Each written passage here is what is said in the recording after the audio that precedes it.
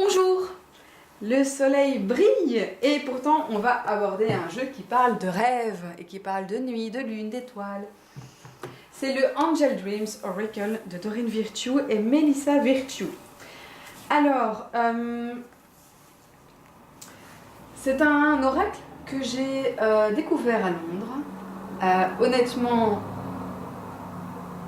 c'est un jeu dont j'avais vu des images à sa sortie, quand il est sorti là au début d'année.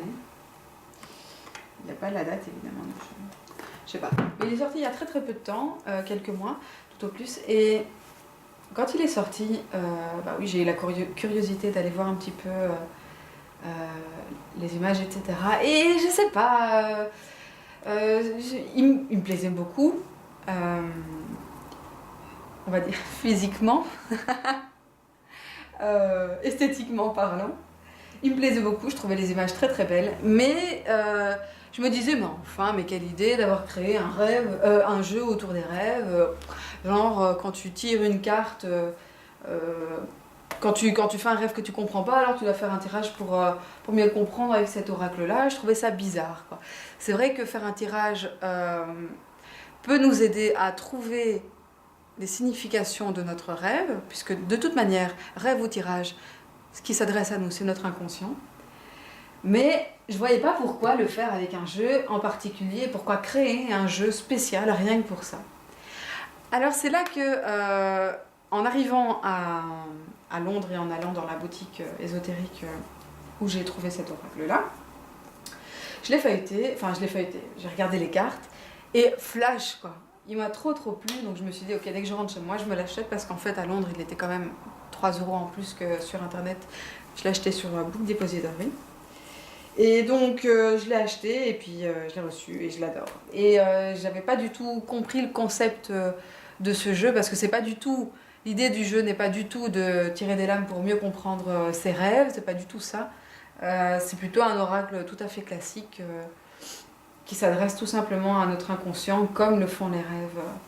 Alors oui, si on veut aider, si on veut mieux comprendre un rêve, on peut toujours le faire en tirant une ou deux lames, mais pas uniquement avec cet oracle. C'est pas du tout ce que proposent Doreen et Melissa Virtue. Melissa, je pense que c'est la belle-sœur de Doreen Virtue. Là, en bas, c'est Melissa Virtue. Oups, là, voilà.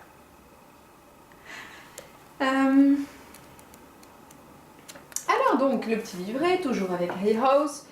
La boîte en carton, excellente qualité, toujours pour un prix très bas. J'ai payé 10 €, je pense, pour ça.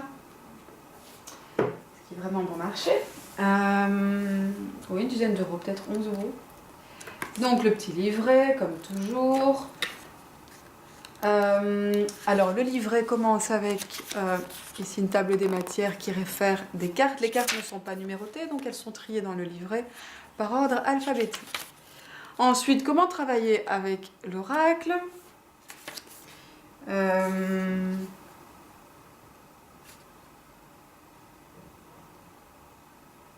Voilà, donc en fait, ce qu'elle aborde ici comme concept par rapport au rêve, parce qu'on pourrait se demander pourquoi appeler cet oracle-là Angel Dreams, pourquoi donner un rapport au rêve. Alors, en fait, elle part du principe que elles ont utilisé des symboles qui reviennent souvent dans les rêves. Et donc, l'objectif dans la création de ce jeu, ça a été de créer un jeu pour les personnes qui... entre autres pour les personnes qui ne se souviennent plus de leurs rêves. Et donc le fait de travailler avec une carte, de tirer une carte avant de s'endormir, pour elles ça peut être travaillé, puisque ça fait un rappel au langage symbolique utilisé dans les rêves. Et bien, ça peut permettre de stimuler la mémoire des rêves au réveil, et de se souvenir des rêves qu'on a fait pendant la nuit. Bon, évidemment, c'est le cas pour n'importe quel tarot ou oracle entre nous. Boum boum, comment préparer les cartes, comment prendre soin de vos cartes, comment faire un tirage en une carte, tirage en 3 cartes, 4 cartes, passé, présent, futur. Alors, la spirale des rêves, on a ici les racines de la situation, vos véritables sentiments, la première étape à entreprendre, les influences externes, le point où les choses vont changer, l'obstacle possible, la leçon, une étape à faire pour rendre la situation meilleure et le résultat. Ensuite, le tirage de la lune. Et enfin, un tirage du changement, que je vais pas tous vous les lire, voilà, si vous voulez faire pause pour prendre note, c'est... Voilà. Ok, et ensuite on arrive aux significations des lames. Et là, donc, toutes les lames sont classées par ordre alphabétique. On a à chaque fois une petite reproduction de la lame. Ensuite, les mots-clés qui sont repris sur les lames, tout en bas. Je vais vous les montrer tout de suite.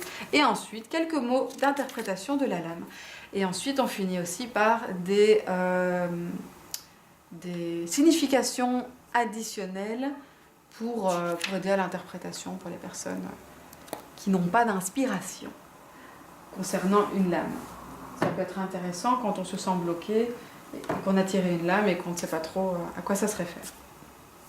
D'ailleurs, j'ai jeté un petit coup d'œil dans le petit livret. Bon, vous commencez à me connaître. Vous savez que les livrets, je les lis pas trop. Je jette un petit coup d'œil et puis je prends ce qui m'intéresse. Et je trouvais que les significations additionnelles qui sont justement proposées sont intéressantes parce qu'il y a beaucoup de choses qui sont abordées. Ça ne reste pas uniquement dans la symbolique New Ageuse ou dans la symbolique spirituelle. Ça va plus loin. Ça va...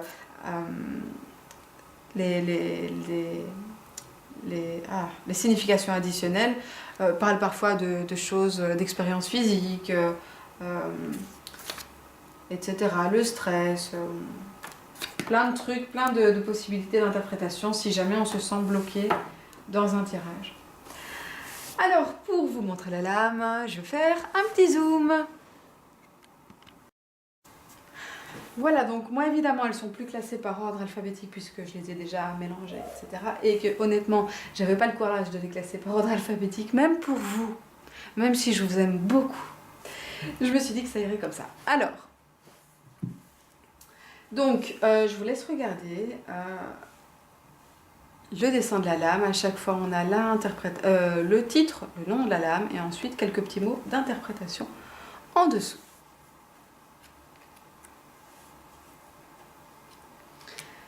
Alors j'aime beaucoup le décor en fait, le cadre avec les petites étoiles. Je trouve que les images de Melissa Virtue, non c'est pas Melissa Virtue, non, qui a fait les images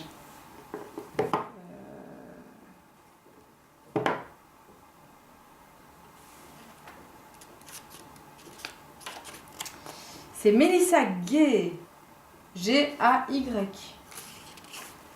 Voilà, Melissa Gay. Je trouve que les images sont absolument magnifiques. Et donc vous voyez, il y a des cartes qui parlent de chakras, enfin de couleurs liées à des chakras. Il y a des cartes qui sont reliées à la lune, donc on a les cycles de la lune. Il y a les cartes des saisons, il y a des cartes de pièces dans la maison. Il y a des cartes un peu plus spirituelles, comme ici prémonition ou rêve lucide. Il y a des cartes qui parlent aussi de végétaux.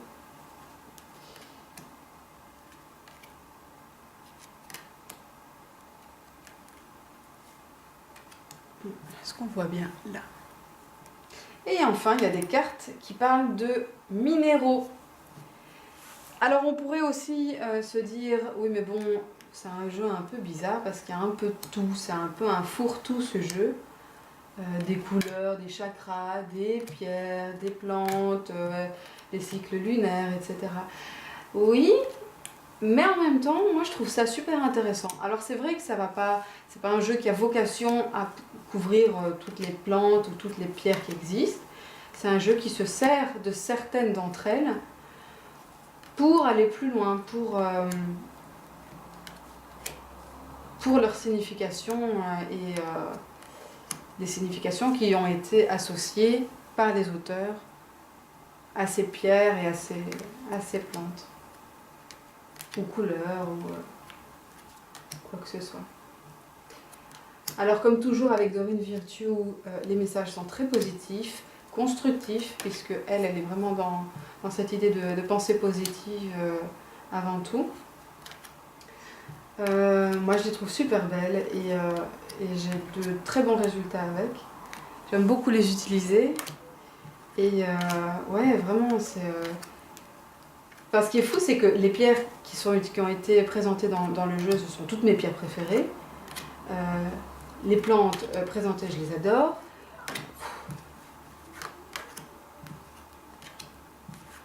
Enfin, j'aime beaucoup ce jeu, j'ai l'impression qu'il a été fait pour moi, entre guillemets. Je le trouve vraiment, vraiment super chouette. Alors, la qualité du carton est très solide, donc c'est pas impossible de le battre comme je le fais d'habitude. Les bords sont dorés, comme toujours avec Dorine Virtue. Le dos, ben, c'est le petit ange de la couverture, enfin, du coffret. Donc pour les battre, c'est impossible de les battre. Enfin, si, c'est possible, mais ça fait super mal.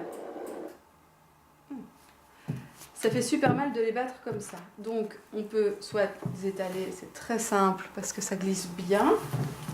Soit, une méthode que j'utilise quand les cartes sont très solides comme ceci, c'est que tout simplement je prends les 2 moitiés de paquet et je les laisse tomber comme ceci. Donc il ne s'agit pas de, comme dans mes autres méthodes pour mélanger, de plier entre guillemets les cartes et de les aller comme ceci.